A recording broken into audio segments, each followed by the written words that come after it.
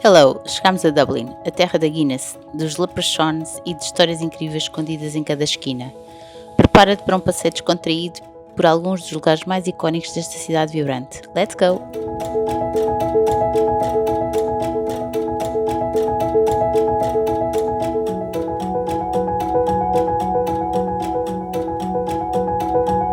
Como chegámos à cidade à hora do almoço e antes de fazermos o check-in no hotel, passámos pelo Marks & Spencer e comprámos um snack para comermos no rooftop.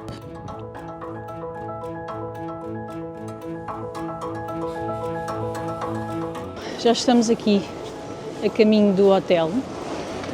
Fizemos uma paragem, um pit stop na Marks & Spencer para almoçar, porque aqui a vossa amiga celíaca não tem muitas opções para comer de forma saudável aqui e, portanto, quando diz saudável é sem glúten, obviamente, saudável para mim. E, portanto, fomos ao Marks & Spencer, costuma ter sempre pão e coisas sem glúten e, portanto, ficámos assim hoje. Agora vamos ao hotel fazer check-in, estamos a passar aqui numa zona muito gira, que é a zona das lojas. Até vos vou mostrar aqui este prédio que é super curioso. He's just smiling. E pronto, e é isso. Agora vamos fazer o check-in, deixar as malas, que ainda andamos aqui com as mochilas às costas e estão bastante carregadas. E já voltamos.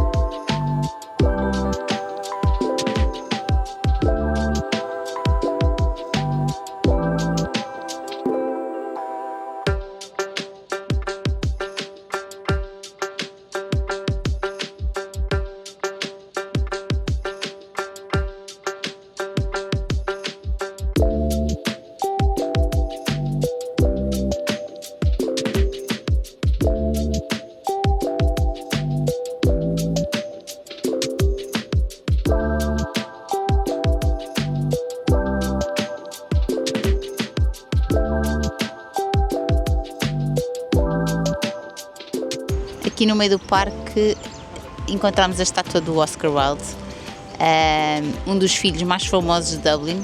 A sua estátua está reclinada com um sorriso irónico, como quem já sabe que vamos tirar fotos. Curiosamente, é um dos poucos momentos onde a figura está a rir, um verdadeiro reflexo do seu humor afiado. À volta da estátua temos colunas com citações deliciosas como "Be yourself, everyone else is already taken".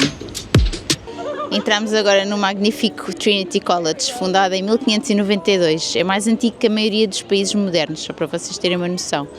Aqui está guardado o Book of Kells, um manuscrito iluminado feito à mão por monges celtas no século IX, que tem tanta cor e detalhe que é como se a Idade Média tivesse um momento de design gráfico de luxo. Vamos agora ali comprar bilhetes para irmos visitar The Book of Kells.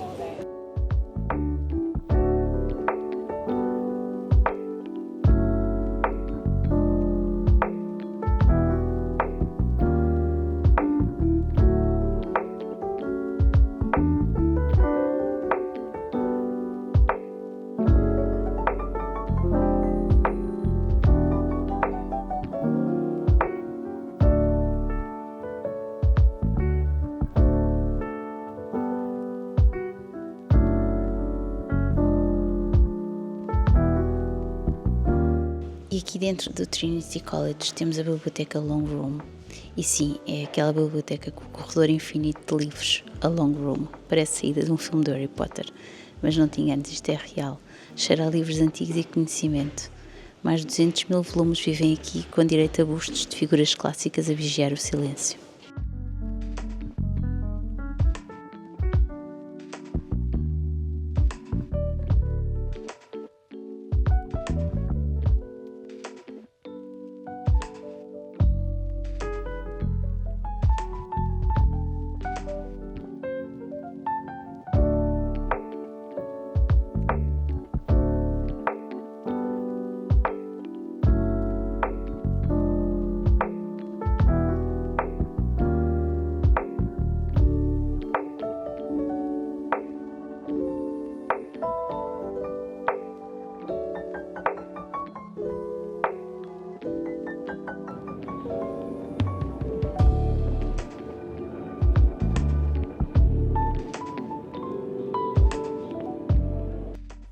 O Trinity College é muito mais do que livros antigos e bibliotecas impressionantes. Olhem só este campus. Os jardins são perfeitos para relaxar, fazer um piquenique ou apenas observar os estudantes a correr de ala em ala. E sim, há campos de desporto por todo o lado, desde rugby a cricket. A malta aqui não brinca com o desporto. Por momentos tivemos vontade de virmos estudar para aqui durante uns meses, só para ter este ambiente.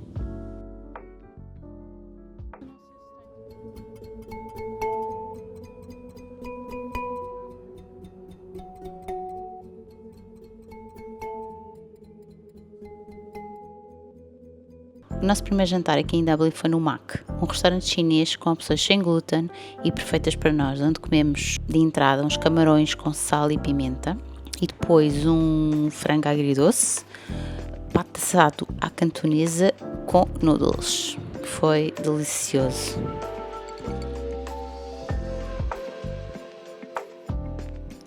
Começamos o segundo dia com uma visita a um dos locais mais intrigantes de Dublin, a majestosa Catedral da Igreja de Cristo, aqui no coração de Dublin, mesmo em frente ao hotel onde ficámos. Por fora já impressionava, mas lá dentro é muito mais, com os seus arcos imponentes, vitrais lindíssimos e uma atmosfera meio mágica, meio medieval.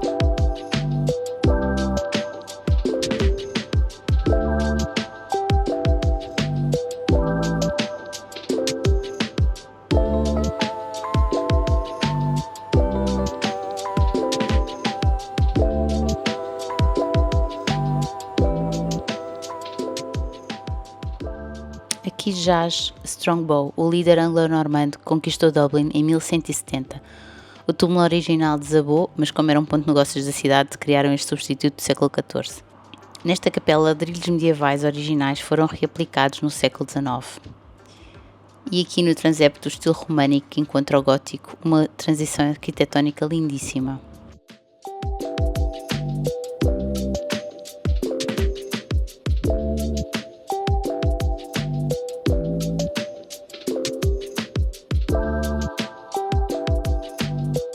Aqui está o coração de São Lawrence, padroeiro de Dublin, roubado em 2012 e recuperado em 2018 e agora de volta ao seu lar espiritual.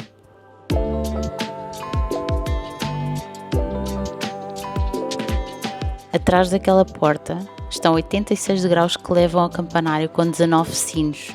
É um recorde mundial do Guinness.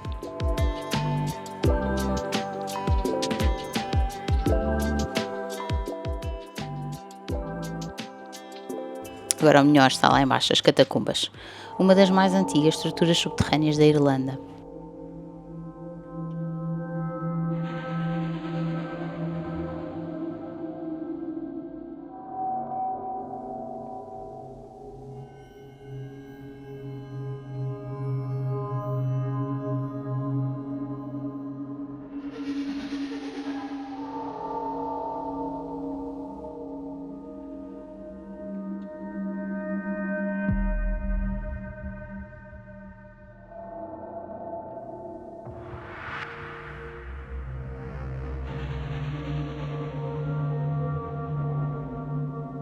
E aqui vive a história mais bizarra de Dublin, um gato e um rato mumificados. Diz a lenda que ficaram presos no órgão da igreja durante uma perseguição enquanto o rato fugia do gato.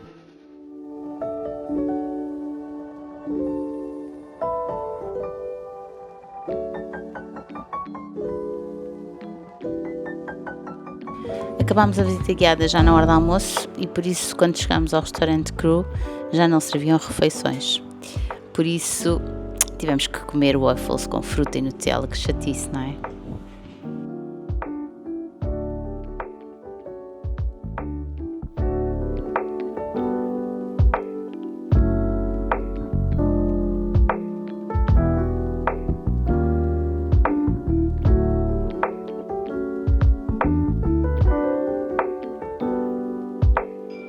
Voltámos aqui a passar pelo Stephen's Green e tive de parar aqui para vos mostrar uma coisa que é bastante frequente na cidade de Dublin.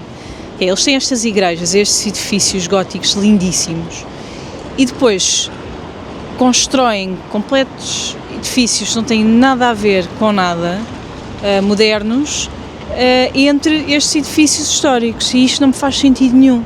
E há pouco estava a comentar com a Cat, realmente isto na Holanda, por exemplo, é uma coisa que não se vê, e por isso é que se calhar uma cidade, para mim, continua a ser das cidades mais bonitas, das cidades europeias mais bonitas, porque realmente eles têm o cuidado de não fazer estas atrocidades, não é? Pronto, e era só para vos mostrar aqui um exemplo, e este é mesmo escabroso, não é? Não faz sentido algum.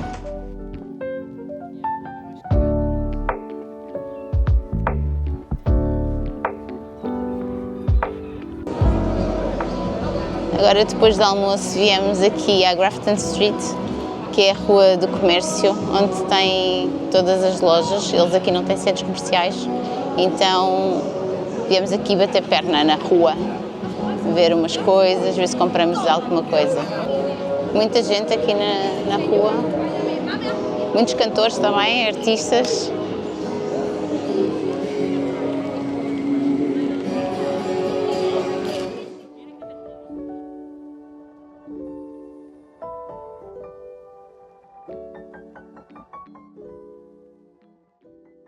Este é o bar mais turístico de Dublin, porque tomaram o nome da zona, do bairro, e auto-intitularam-se The Temple Bar.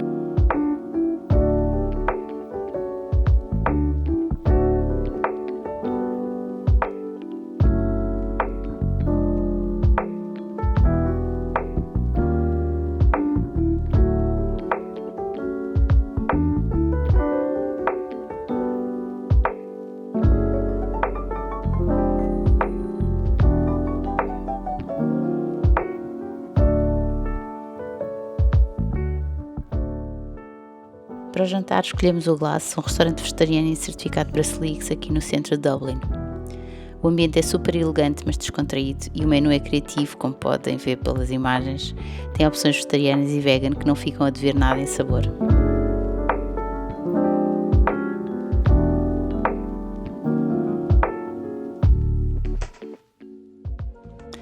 O último dia em Dublin, e que melhor maneira de fechar a viagem do que com uma visita ao Castelo de Dublin. Este lugar tem mais de 800 anos de história e já foi de tudo um pouco: fortaleza medieval, residência dos representantes da coroa britânica e, mais recentemente, um símbolo da independência irlandesa. Foi aqui que, neste mesmo local, em 1922, a Irlanda recebeu oficialmente a sua independência. Mesmo ao lado da antiga Record Tower está esta pequena joia, a Capela Real do Castelo de Dublin. Foi construída no século XIX em estilo gótico. A capela parece saída de um livro, com os seus arcos pontiagudos, vitrais coloridos e detalhes esculpidos que impressionam mesmo antes de entrar. Entramos agora no State Apartments, com tetos altos, lustres imponentes, tapeçarias francesas, espelhos dourados, tudo meticulosamente decorado. Os salões continuam a ser usados em recepções oficiais e cerimónias presidenciais.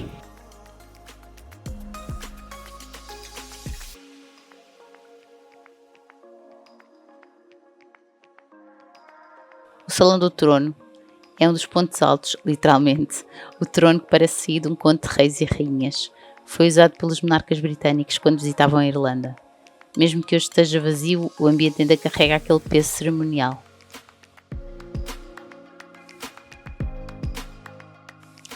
A St. Patrick's Hall é um dos salões mais impressionantes e também um dos mais antigos.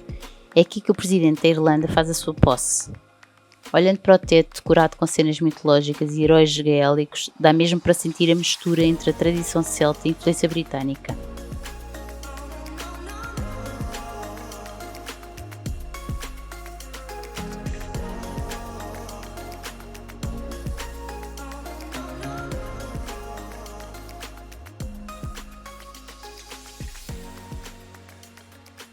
Mas o castelo também tem o seu lado mais zen. Os Dublin Gardens, mesmo atrás do edifício, são perfeitos para uma pausa e foi onde nós almoçámos neste último dia.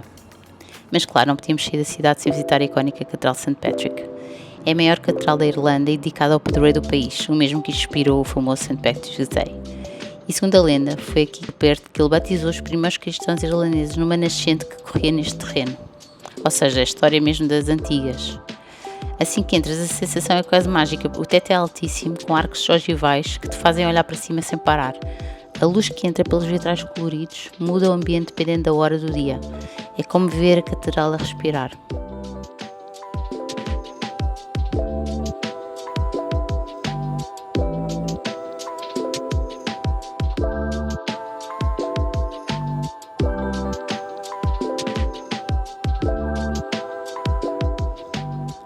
Os vitrais são um espetáculo à parte, contam histórias de santos, batalhas e símbolos religiosos.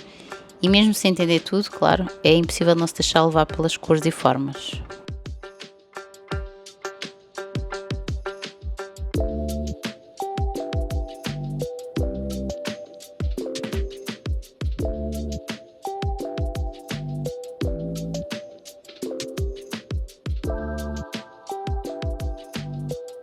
E olha só quem está enterrado aqui, Jonathan Swift, autor das Viagens de Gulliver. Ele foi reitor da catedral por mais de 30 anos, está sepultado junto da sua grande amiga, ou talvez mais Stella, um toque literário num lugar tão espiritual. E assim termina a nossa viagem a Dublin, uma cidade que mistura história, humor e surpresas a cada passo. Se gostaste deste vídeo, deixa um like e subscreve para mais aventuras. Até à próxima viagem!